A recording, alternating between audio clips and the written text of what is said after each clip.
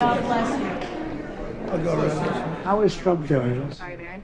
Are we winning or tied or what? If you ask me, it's winning. It looks Always winning. winning. Yeah. It sort of looks that. Just made the stuff up. Everybody knew it wasn't true.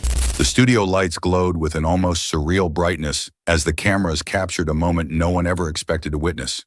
Barron Trump, young, fierce, determined, stood across from former President Barack Obama. The air was thick with anticipation, the kind that crackles before a storm. Barron had walked onto the stage prepared to prove himself, carrying the weight of his family name and the fire of every political battle he'd grown up watching. A very tall son named Barron. Has anyone ever heard of him?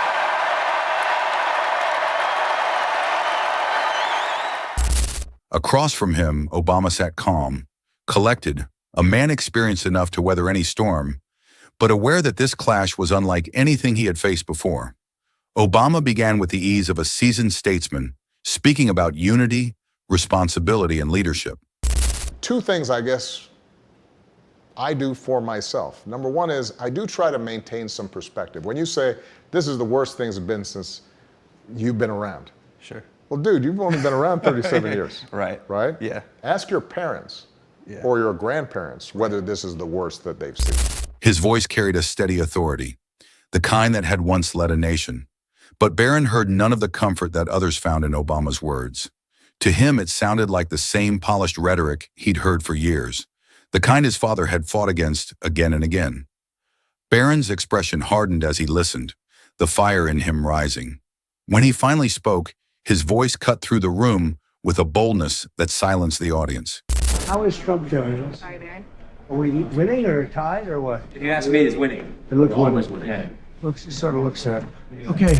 He accused Obama of leaving the country divided, of failing the American people, of creating the problems still haunting the nation. The words came sharp and fast, each one striking at Obama's legacy. I think he's the worst president maybe in the history of our country. I think he's been a disaster. He's been weak. He's been ineffective. Barron spoke not like a child, but like someone who had spent his whole life absorbing the battles of adults and was now ready to fight his own. He pushed harder, bringing up political rivals, controversies, and the accusations he believed had unfairly targeted his family. He knew the youth vote. You know, we won the youth vote by 36 points. And he was saying, Dad, you got to go out and do this one and that one. And we did a lot of them. And he respects them all. He understood them very well. And he said, Dad, you got to go out, do Joe Rogan, do all these guys. And we did. His voice trembled not with fear, but intensity, each sentence fueled by years of hearing his father defend himself against endless criticism. For the first time, Barron wasn't watching from the sidelines. He was in the arena. But here someplace. Come on. Barron, grab it. He's the hottest one out there. I gave him... It's very nice to see you. It's very nice to see you. I gave him a shout out last night. The place went crazy. Barron. He was It's home. very nice to meet you. You too, buddy. Oh, you've never met? No, it's our first time. Could we make him into a fighter? Obama listened without interruption, his calmness contrasting sharply with Barron's fiery determination. And then when the room had absorbed every accusation, Obama finally spoke.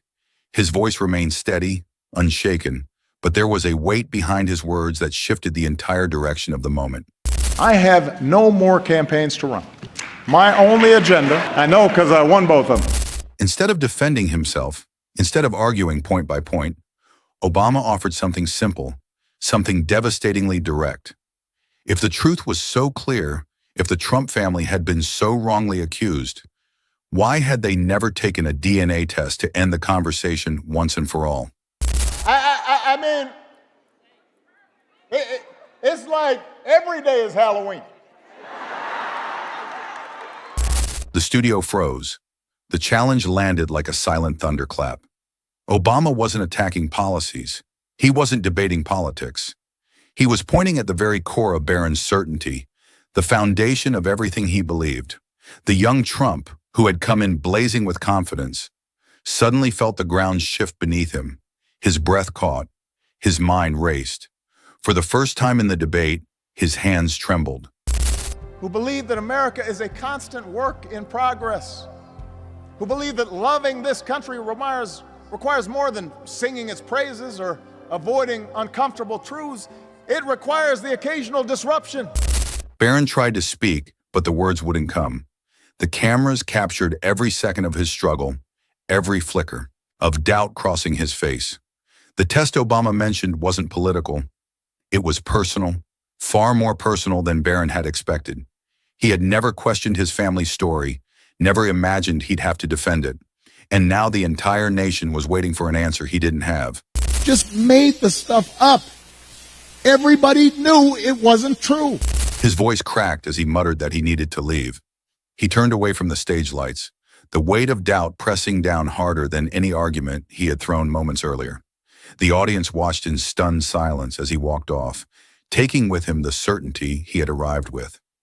When the door closed behind him, Obama sat quietly for a moment, his expression not victorious, but thoughtful. Then he spoke again, his tone lower, heavier, carrying the weight of experience and the understanding of what had just unfolded. Leadership, he said, demands facing the truth, even when it's painful. It asks for honesty, not convenience, and it requires the courage to confront what we fear instead of running from it. His words drifted through the studio like a quiet echo, settling into the minds of everyone watching. Obama wasn't speaking just to the audience. He wasn't even speaking just to America. His message was aimed at the young man who had walked away, shaken by a truth he never expected to face. The broadcast ended, but the silence lingered.